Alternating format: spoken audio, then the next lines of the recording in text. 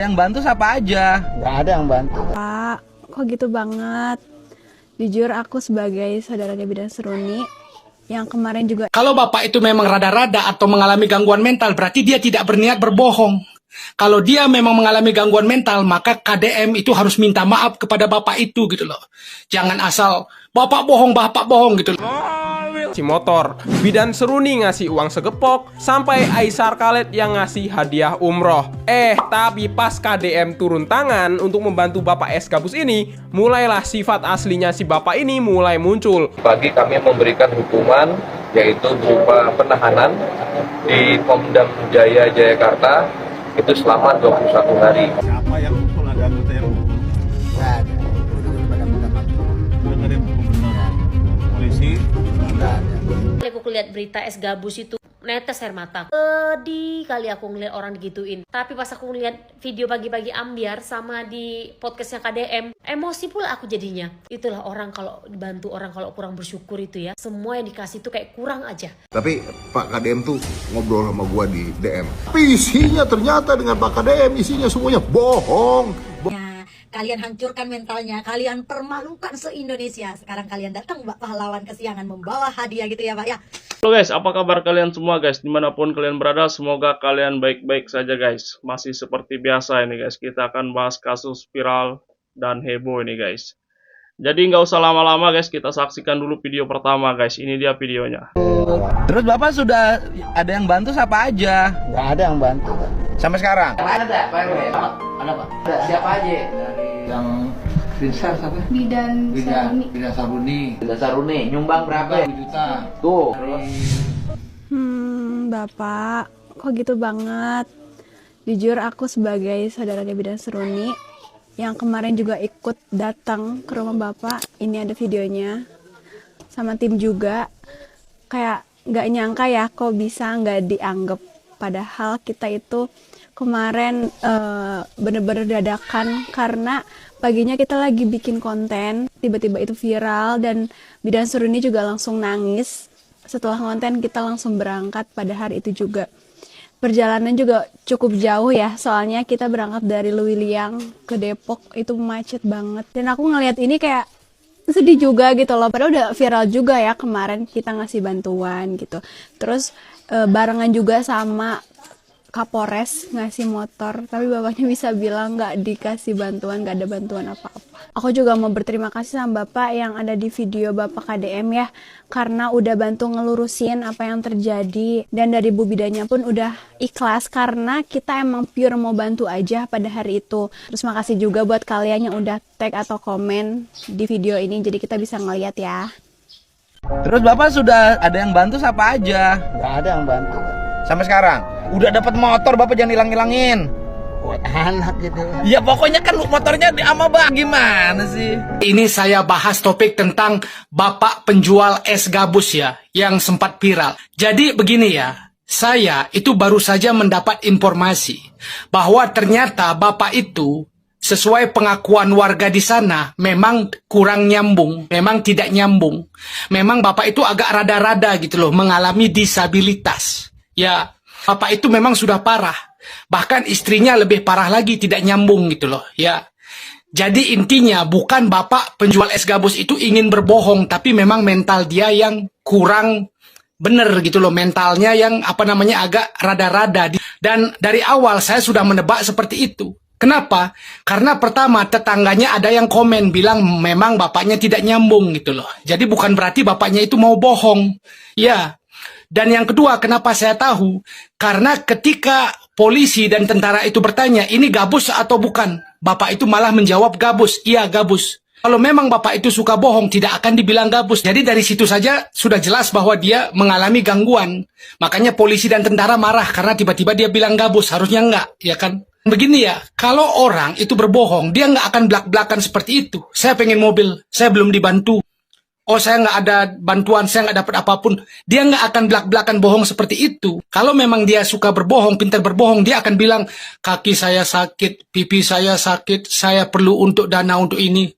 Pasti akan begitu, nggak akan belak-belakan seperti Bapak itu, langsung belak-belakan begitu bohongnya gitu loh. Ya, jadi dalam pandangan saya pribadi, beliau memang mengalami gangguan. Dan saran saya untuk KDM, sebaiknya tanyakan dulu loh orang di lingkungan tetangga atau kerabat tersebut, apakah bapak itu memang rada-rada, apakah bapak itu memang mengalami gangguan mental atau tidak gitu loh.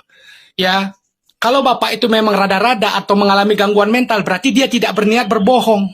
Kalau dia memang mengalami gangguan mental, maka KDM itu harus minta maaf kepada bapak itu gitu loh. Jangan asal bapak bohong gitu loh. Ya, dicek dulu lingkungan sekitar bapak itu baru dimarahi gitu loh. Ya. Aku lihat berita es gabus itu netes air mata. Sedih kali aku ngeliat orang digituin. Tapi pas aku ngeliat video bagi-bagi ambiar sama di podcastnya KDM, emosi pula aku jadinya. Itulah orang kalau dibantu orang kalau kurang bersyukur itu ya. Semua yang dikasih itu kayak kurang aja. Dikasih motor malah minta mobil. Kalau mau mobil kerja pak, alhamdulillah pak, bersyukur pak dikasih motor itu. Orang dikasih tuh motor tuh kayak alhamdulillah ya Allah gitu kan. Ini malah minta mobil kerja pak. Jalan-jalan kerja pak. Lebih gongnya dikasih bilang sama KDM punya utang uang sekolah anaknya, kan sekolah negeri gratis. Nggak tahu lah kok, makanya tuh malas. Jadi malas kan ngeliat orang kayak gitu kan. Orang-orang nggak bersyukur tuh, kita kalau ngeliat orang bersyukur itu pasti akan kita kasih lagi. Tapi kalau ngeliat orang nggak bersyukur gini enak liatnya. Aduh, bapak penjual es tebus, pak, aduh, gue udah pakai tripod. Ya kan, tuh, tangan gue bebas sekarang, tangan gue bebas gara-gara Yono Bakri. Ya gini aja gue mau ngomongin tentang bapak penjual es debus tersebut.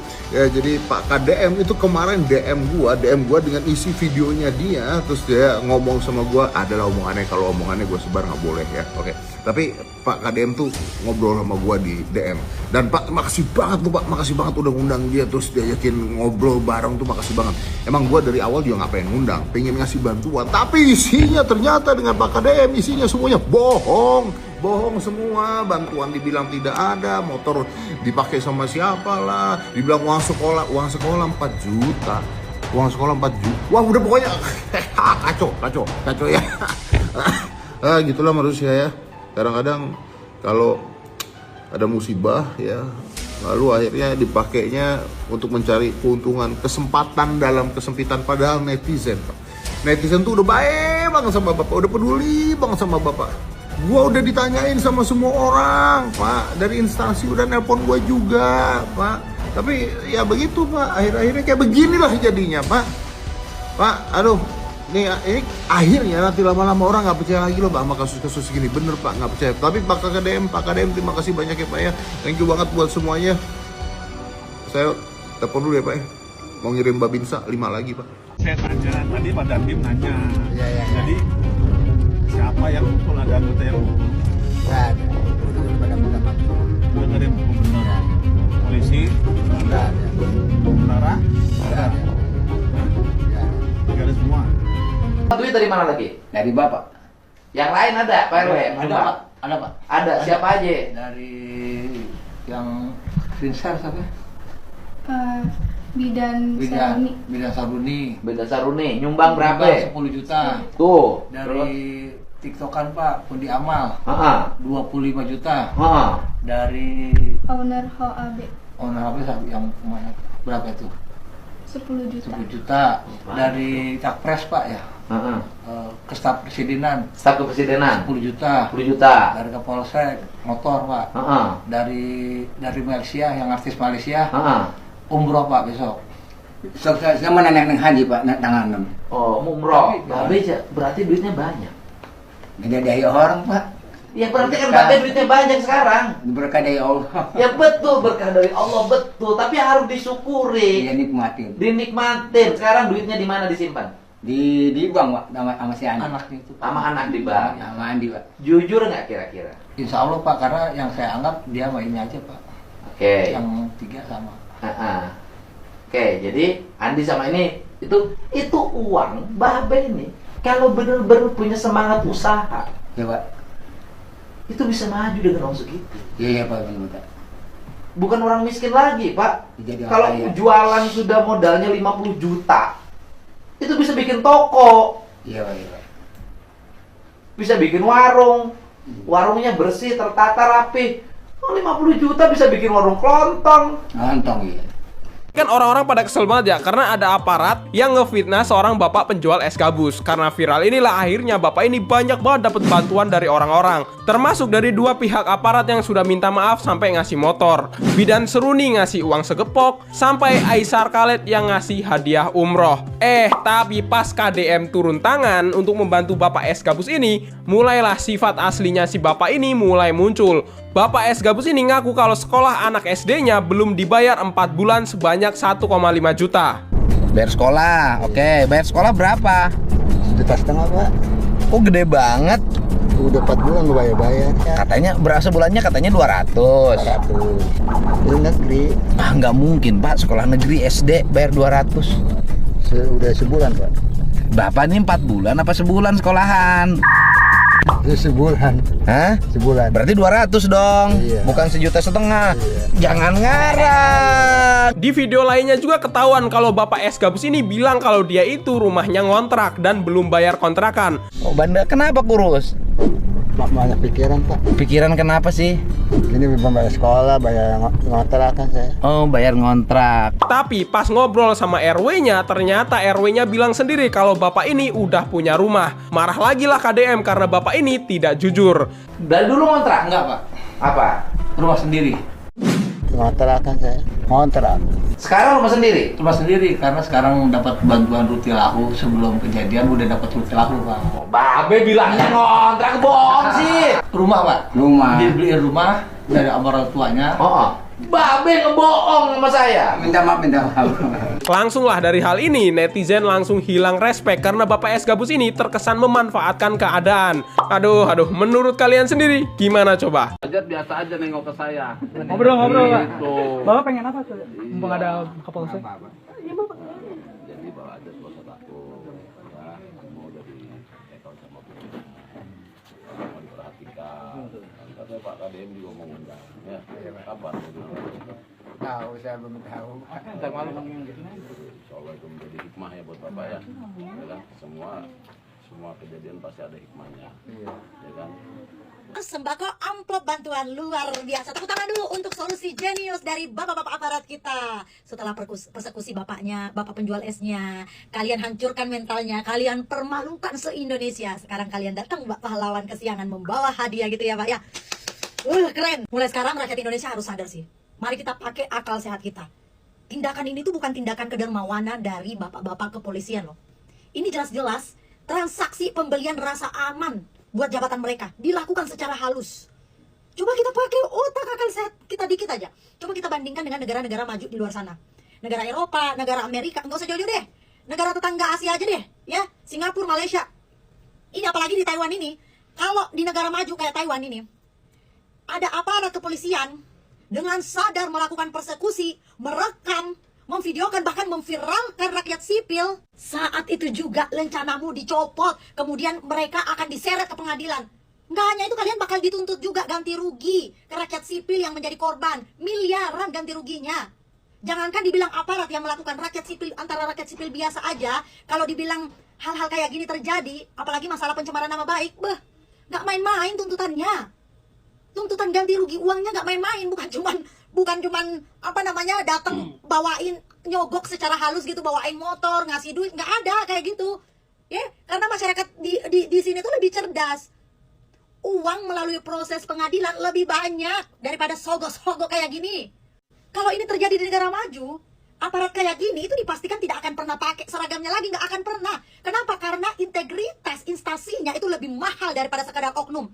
Tetapi di Konoha, nggak usah bilang Konoha, di Indonesia deh, pakai sistem kearifan lokal untuk hal-hal kayak gini. Datang ke rumah korban, manfaatkan kemiskinan orang, kasih benda mati, salaman, foto-foto, bahkan korban yang harus nunduk-nunduk terima kasih gitu, dipaksa pula ngucapin terima kasih. Kalian pikir ini apa? Restoratif justice gitu? Kalian, sumpah deh, kalian sadar nggak? Kalian lagi mempertontonkan perilaku feodalisme. Ini mah feodal. Mempertontonkan dengan sadar kalau kalian ini menganggap rakyat kecil itu murah. Kehormatannya bisa dibarter dengan benda mati.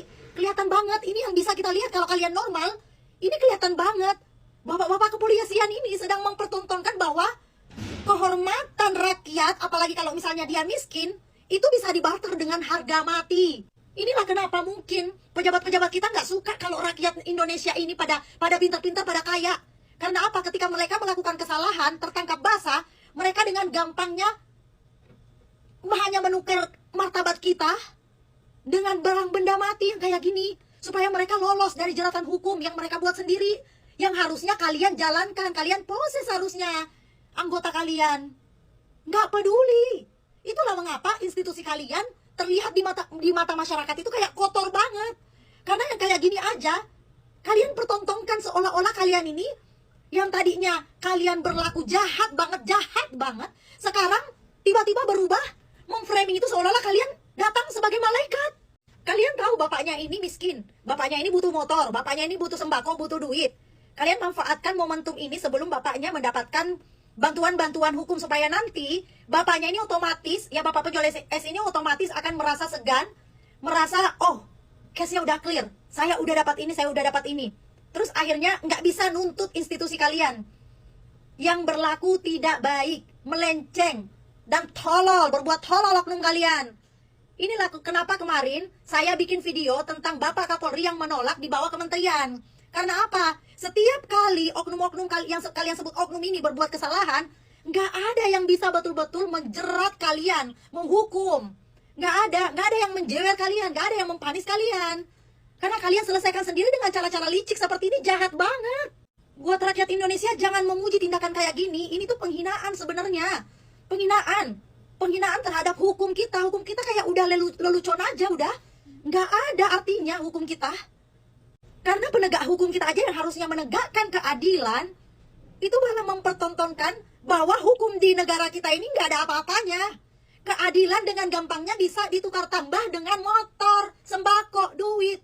Kita sering banget ngelihat hal ini, jadi kita jangan normalisasi. Bapaknya ini harus mendapatkan keadilan. Tolong dong para pengacara-pengacara hebat, tolong dong berikan pelajaran dong buat kita ini orang Indonesia. Ini tuh udah kayak di luar akal sehat banget. Kalau bagi kita ini yang ngerti, ya yang menjunjung tinggi nilai keadilan, yang normal pikirannya, yang menjunjung tinggi nilai harga diri, kita ini kayak merasa what the fuck. Kita kayak tidak ada harga dirinya, rakyat Indonesia itu udah nggak dianggap punya harga diri. Orang Indonesia nggak dianggap punya harga diri lagi sama sekali, apalagi yang miskin. Coba kalau misalnya orang kaya, kalian bisa nggak giniin orang kaya? Nggak bisa kan? Cuman orang miskin doang yang bisa kalian giniin, kalian manfaatin. Gila, dipertontonkan. Kalau di luar negeri, masalah harga diri itu dijunjung tinggi, HAM itu dijunjung tinggi. Di Indonesia aja tuh ada namanya HAM, tapi nggak pernah diimplementasikan dengan baik, apalagi kalau misalnya menyangkut dengan rakyat kecil, nol besar. Hari ini kami sudah memberikan hukuman disiplin militer kepada anggota kami yang kemarin telah melakukan pelanggaran. Tadi pagi kami memberikan hukuman yaitu berupa penahanan di Pomdam Jaya Jayakarta itu selama 21 hari. Kemudian yang bersangkutan juga selain mendapatkan penahanan selama 21 hari, dia nanti akan ditunda untuk kenaikan pangkatnya selama 3 periode. Jadi yang bersangkutan yang seharusnya eligible naik pangkat di tahun 2029 itu mundur 3 periode. Selain itu juga sanksi administrasi selanjutnya adalah dia tidak bisa mengikuti pendidikan selama 1 periode. Sanksinya berat, jadi hukuman disiplin militer yang kami berikan termasuk yang maksimal. Jadi 21 hari bagi seorang prajurit adalah hukuman maksimal.